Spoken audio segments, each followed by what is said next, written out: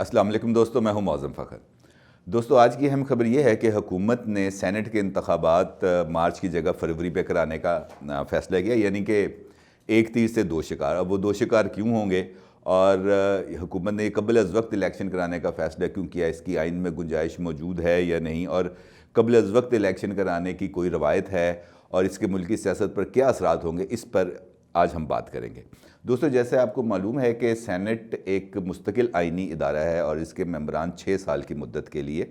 मुंतखब किए जाते हैं और हर 3 साल के बाद इसका सिस्टम इस तरह होता है कि एक बंदा 6 साल की मुद्दत पूरी करता है, लेकिन चूँकि वो 3 साल उससे पहले भी कोई बंदा मुंतखब हो चुका होता है, तो हर 3 साल के बाद ये 6 साल का साइकिल कंप्लीट करके बंदा रिटायर हो जाता है। तो इस साल भी मार्च के अंदर तकरीबन 52 सैनेटर्स रिटायर होंगे। सेनेट की मुल्की सियासत के अंदर बहुत अहमियत है। उसकी वजह यह है कि सेनेट एक ऐसा इदारा है जहाँ से कानून साजी का एक बहुत अहम मरकज़ है। जो भी कानून कौमी असम्बली पास करती है उसकी मंजूरी सेनेट से होना लाजमी है। अगर कोई कानून सेनेट से पास ना हो सके तो फिर सदर ममलिकत भी उस कानून की मंजूरी नहीं दे सकते और फिर मामला वापस पार्लियामेंट में आता है और पार्लियामेंट का एक मुश्तरका इजलास बुलाने के बाद उस कानून की मंजूरी दी जाती है या उसको रद्द किया जाता है। अब अगर हम गौर करें तो मार्च के अंदर इलेक्शंस हैं और अपोजिशन ये चाहती है कि वो मार्च से पहले असम्बलियों से रिज़ाइन कर दे ताकि मार्च के अंदर सेनेट में होने वाले इलेक्शन ना हो सकें और ईवान चूँकि नामुकम्मल होगा, लिहाजा वो इलेक्शन कंडक्ट नहीं हो सकते। और इसकी वजह यह है कि अगर मार्च के अंदर हुकूमत सेनेट के इंतखाबात कराने में कामयाब हो जाती है तो इस वक्त चूँकि उसकी सेनेट के अंदर अक्सरियत नहीं है और कौमी असम्बली में है, लेकिन अगर इंतखाबात हो जाते हैं तो कौमी असम्बली के अंदर भी उसकी अक्सरियत हो जाएगी और उसको कानून साजी अगर वो करेंगे तो उनकी राह में कोई रुकावट नहीं होगी। दोस्तों, अभी 52 सैनेटर्स जो इस मार्च के अंदर रिटायर होने हैं उनमें बड़े अहम और नामवर सियासतदान मौजूद हैं। मसलन रहमान मलिक हैं, शहरी रहमान हैं, ससी पलीजों हैं, परवेज़ रशीद साहब हैं, शिबली फराज साहब जो PTI के इस वक्त मिनिस्टर हैं, जमाल बाल्दीनी हैं, अब्दुल गफूर हैदरी साहब हैं, सेनेटर मुशाहिदुल्लाह ख़ान हैं और मौलाना ताउर रहमान, इन जैसे दीगर बहुत सारे सीनियर, सलीम मांडवी वाला जो डिप्टी चेयरमैन सेनेट भी रह चुके हैं और इस वक्त भी हैं शायद, तो इन जैसे बेशुमार जो कायदीन हैं सियासी जमातों के, वो रिटायर हो जाएंगे। अब देखना यह है कि हुकूमत ने यह फ़ैसला क्यों किया कि वो मार्च की जगह पर फरवरी में इलेक्शन कंडक्ट कराए। अगरचे इलेक्शन कमीशन के कवायद के मुताबिक इस बात की कोई पाबंदी नहीं है कि इलेक्शंस कबल वक्त नहीं कराए जा सकते, लेकिन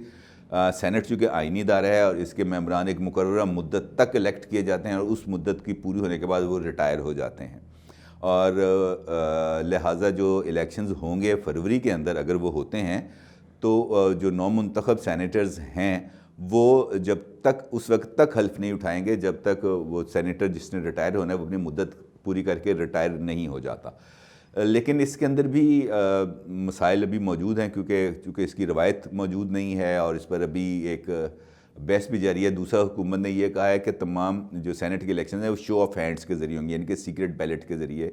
नहीं होंगे, क्योंकि सीक्रेट बैलेट के अंदर बेशुमार अपोजिशन के और हुकूमती अरकान को गड़बड़ करके कुछ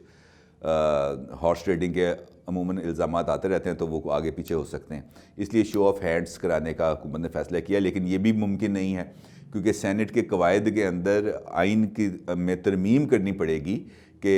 सेनेट के अरकान सीक्रेट बैलेट की जगह पर शो ऑफ हैंड्स के ज़रिए वोट देंगे। और हुकूमत ने इस सिलसिले के अंदर अब सुप्रीम कोर्ट से रुजू करने का फ़ैसला किया और सुप्रीम कोर्ट में इस हवाले से एक रेफरेंस या आइनी पिटीशन दायर की जाएगी कि इस बात की उनसे इजाज़त तलब की जाएगी कि हमें ये आप शो ऑफ हैंड्स का कुछ रास्ता दें या वट एवर जो भी इसकी सूरत हाल वो बनाएंगे। अब आ जाते हैं कि हुकूमत ने ये फ़ैसला किया क्यों। दोस्तों, आपको याद है कि अभी PDM की एक इंतखाबी एहतजाजी मुहिम है वो जारी है और वो हुकूमत से इस्तीफ़े का मुतालबा कर रहे हैं, लेकिन अभी तक ना हुकूमत ने इस्तीफ़े दिए ना अपोजिशन ने इस्तीफ़े दिए और अपोजिशन ने फरवरी के फर्स्ट वीक के अंदर इस्लामाबाद की जानिब मार्च करने का ऐलान किया है। अब फरवरी के अंदर चूँकि इस्लामाबाद की जानिब लॉन्ग मार्च होगा या वहाँ पे धरना दिया जाएगा और उसी वक्त इस्तीफ़े दिए जाएंगे, तो हुकूमत ने अपने लिए ये मुनासिब समझा कि अपोजिशन को भी जवाबी एक काउंटर अटैक मिले और अपोजिशन ये अपने सारे प्लान को नए सिरे से उसको रीएडजस्ट करे कि वो किस तरीके से अब इस्लामाबाद जाएगी और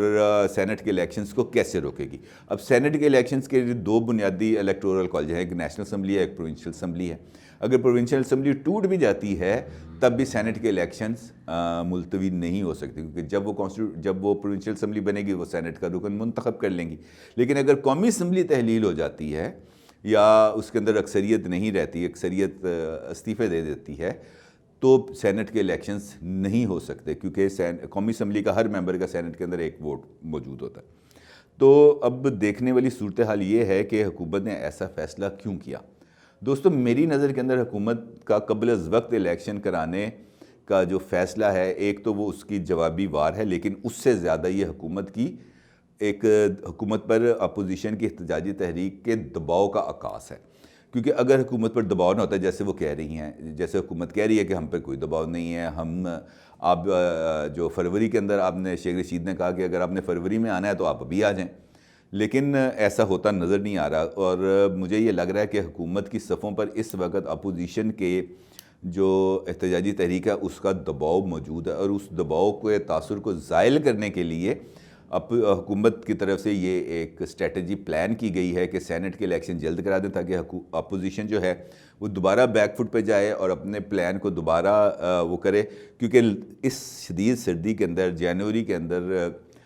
हुकूमत का ये ख्याल है कि लोगों को निकाल के इस्लामाबाद तक लेके आना उनके लिए एक मुश्किल टास्क है। लेकिन अगर कोई बंदा इरादा कर ले तो उसको रोका तो नहीं जा सकता। लेकिन ये एक बड़ी दिलचस्प इस वक्त सूरत हाल डेवलप हो गई है कि अपोजिशन ने भी अपना कार्ड खेला, अब हुकूमत ने अपना कार्ड खेला। अब देखते हैं इसमें से कौन जीतता है, कौन नहीं जीतता। लेकिन मार्च के अंदर अब जो सेनेट के इलेक्शन है, ये बात तय है कि अब वो फरवरी में होने जा रहे हैं, और देखते हैं इसके अंदर कौन कामयाब होता है। और आपके कमेंट्स का मुझे इंतज़ार रहेगा, अपने फ़ीडबैक ज़रूर दीजिएगा। आपका बहुत शुक्रिया। अल्लाह हाफ़िज़।